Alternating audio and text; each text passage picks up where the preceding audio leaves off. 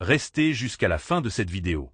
Ne partez pas, car ce qui s'est passé à Lisbonne peut changer le cap du Real Madrid bien avant que vous ne l'imaginiez. Sommes-nous au début de la fin d'une ère? Le club s'est-il trompé en maintenant le cap actuel? La solution passe-t-elle vraiment par regarder vers le passé? Ou le Real Madrid a-t-il enfin besoin d'un entraîneur qui représente l'avenir? Aujourd'hui, nous n'allons rien adoucir. Aujourd'hui, nous n'allons pas répéter le discours confortable. Aujourd'hui, nous allons parler clairement. Car le 4-2 contre Benfica n'était pas qu'une défaite. C'était une humiliation silencieuse. De celles qui ne font pas de bruit immédiat, mais laissent une cicatrice. Un gardien adverse qui marque à la 98e minute. Une équipe brisée. Une équipe sans réponse. Une équipe qui, quand elle devait s'imposer par son histoire, sa hiérarchie et son blason, s'est décomposée. Et ça, au Real Madrid, ce n'est jamais un simple accident. La nuit de Lisbonne a été un miroir. Et ce qu'il a reflété n'a plu à personne. Depuis ce moment, quelque chose a changé dans l'environnement. Dans le vestiaire. Dans les tribunes. Et surtout, dans les bureaux. Car quand le Real Madrid perd, on analyse le résultat. Mais quand il perd ainsi, on analyse le projet. Álvaro Arbeloa n'est pas remis en question pour une défaite. Il est remis en question pour une sensation qui se répète.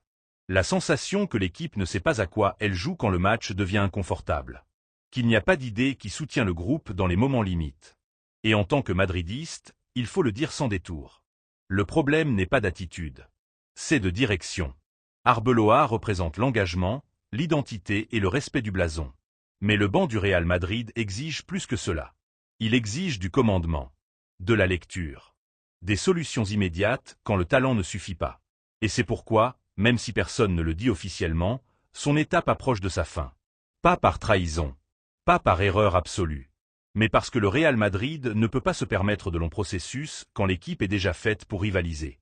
Et au milieu de cette réflexion apparaît un nom qui divise le madridisme. José Mourinho. Un nom qui réveille des souvenirs. Un nom qui impose le respect. Un nom que beaucoup associent au caractère, à la tension compétitive, aux soirées européennes d'orgueil. Mais voici la question inévitable. Mourinho est-il la solution? Ou est-ce simplement une réponse émotionnelle au choc de Lisbonne? Car le football ne se gagne pas en regardant en arrière. Et le Real Madrid, quand il a été grand, a anticipé, sans réagir. Penser à Mourinho aujourd'hui, c'est miser sur le conflit comme moteur. Sur la pression constante. Sur la tension interne comme méthode. Et ce vestiaire n'a pas besoin de plus de tension. Il a besoin de clarté. La défaite contre Benfica n'était pas due à un manque de caractère. C'était dû à un manque de structure. De plan. D'une idée reconnaissable quand le match s'embrase. Florentino Pérez le sait. Et c'est pourquoi la décision est si délicate. Car recruter Mourinho, ce n'est pas juste choisir un entraîneur. C'est accepter un modèle. Un modèle déjà connu. Avec ses vertus. Et avec ses risques. Et c'est ici que le débat devient profond.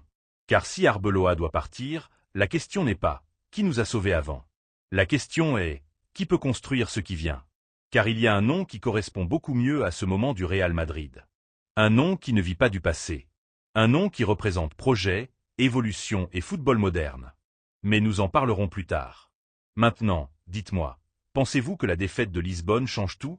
Ou pensez-vous que le Real Madrid exagère le diagnostic? Laissez-le en commentaire. Si le Real Madrid décide de clore l'étape d'Álvaro Arbeloa, il doit le faire avec une idée claire. Pas avec nostalgie. Pas avec impulsion. Pas avec des solutions qui regardent plus vers le passé que vers le futur. Car voici la grosse erreur qui commence à circuler dans certains secteurs. Croire que le problème du Real Madrid est de caractère et que l'unique façon de le récupérer est de ramener José Mourinho. C'est une simplification dangereuse. Le Real Madrid n'a pas besoin d'un entraîneur qui vit du conflit. Il n'a pas besoin d'un technicien qui base son autorité sur la confrontation constante. Il n'a pas besoin d'un discours de tranchée quand le vestiaire est rempli de talents jeunes, créatifs et offensifs. Le football a changé. Et le Real Madrid aussi. Mourinho a été important en son temps. Il a été nécessaire. Il a été utile pour briser une dynamique concrète. Mais aujourd'hui, il représenterait un pas en arrière. Son modèle exige un ennemi interne permanent. Un vestiaire sous tension. Une pression quotidienne qui peut fonctionner à court terme, mais qui use, frappe et consume. Et ce Real Madrid n'est pas là pour ça. Florentino Pérez le sait mieux que quiconque. Chaque fois que l'équipe a misé sur une figure trop dominante sur le banc, le prix interne a été élevé. Conflit avec les joueurs. Division dans l'environnement. Un climat insoutenable quand les mauvais résultats arrivent. Quelqu'un pense-t-il que ce vestiaire, avec des figures consolidées et des jeunes étoiles en pleine formation, a besoin de plus de pression externe? Non. Ce dont il a besoin, c'est de direction. Et c'est ici que la sortie d'Arbeloa a du sens. Car Arbeloa n'est pas le problème. Mais il n'est pas la solution non plus. Sa figure a servi de transition. Destabilisateur. Comme quelqu'un qui comprend le vestiaire et protège le groupe. Mais le Real Madrid ne peut pas rester au point moyen. Cette équipe exige quelque chose de plus. Elle exige un entraîneur qui élève le niveau collectif, qui transforme les talents en système, qui fasse du chaos contrôlé un avantage. Et ce profil n'est pas Mourinho. Ce profil a un nom et un prénom, Jürgen Klopp. Et dire cela n'est pas une provocation. C'est une conclusion logique. Klopp représente exactement ce qui manque au Real Madrid. Intensité sans conflit. Autorité sans imposition. Caractère sans destruction. C'est un entraîneur qui construit des groupes forts, qui améliore les joueurs, qui fait rivaliser les équipes même quand elles ne dominent pas le ballon. Et surtout, c'est un technicien qui comprend le football moderne. Le Real Madrid a besoin d'un entraîneur qui presse fort, qui coupe les lignes, qui comprend la transition comme arme principale, qui tire le maximum de rendement des joueurs offensifs sans laisser l'équipe exposée. Klopp a démontré cela pendant des années. Il a géré des stars. Il a géré l'ego. Il a reconstruit des projets de l'intérieur sans les briser. Et voici quelque chose de clé que beaucoup négligent. Klopp n'arrive pas pour détruire ce qui existe.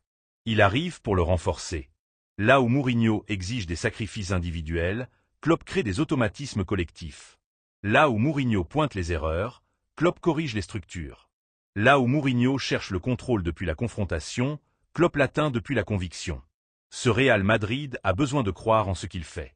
De ne pas jouer avec la peur de l'erreur. Et pensons à l'impact interne. Avec Klopp, le vestiaire gagne en clarté. Chaque joueur sait ce qu'on attend de lui. Chaque rôle est défini. Chaque effort a un sens à l'intérieur du système. Cela génère de la confiance. Et la confiance gagne les matchs. Au niveau institutionnel, le message serait tout aussi puissant. Le Real Madrid ne regarde pas en arrière. Il ne se réfugie pas dans les vieilles batailles. Il mise sur l'évolution. C'est un message clair pour l'Europe. Un signal à l'ennemi éternel. Une déclaration d'intention. Tandis que d'autres vivent de rustine, le Real Madrid construit des projets. Et au niveau économique, ce n'est pas un saut dans le vide. Klopp n'exige pas de recrutement démesuré. Il exige des profils. Des joueurs qui s'adaptent à son idée.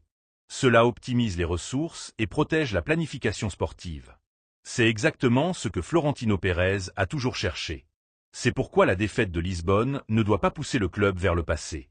Elle doit le pousser vers le niveau suivant. Clore l'étape d'Arbeloa avec respect. En remerciant son engagement. En reconnaissant son rôle. Mais en comprenant que le banc du Real Madrid exige une autre dimension. Et dire non à Mourinho n'est pas un manque de respect. C'est une décision stratégique. Car le Real Madrid n'a pas besoin d'une guerre interne. Il a besoin d'une révolution silencieuse. Et Klopp, c'est ça. Maintenant la question est pour vous, madridistes. Pensez-vous que le Real Madrid doit regarder vers le passé pour récupérer son caractère? Ou miser sur un entraîneur qui représente le futur du football européen? Fermeriez-vous définitivement la porte à Mourinho? Et verriez-vous d'un bon œil Jürgen Klopp diriger le prochain projet blanc? Laissez-le en commentaire. Je veux vous lire. Si vous avez aimé cette analyse, likez, abonnez-vous à la chaîne pour ne pas manquer les prochains épisodes de cette histoire. Et ne partez pas encore.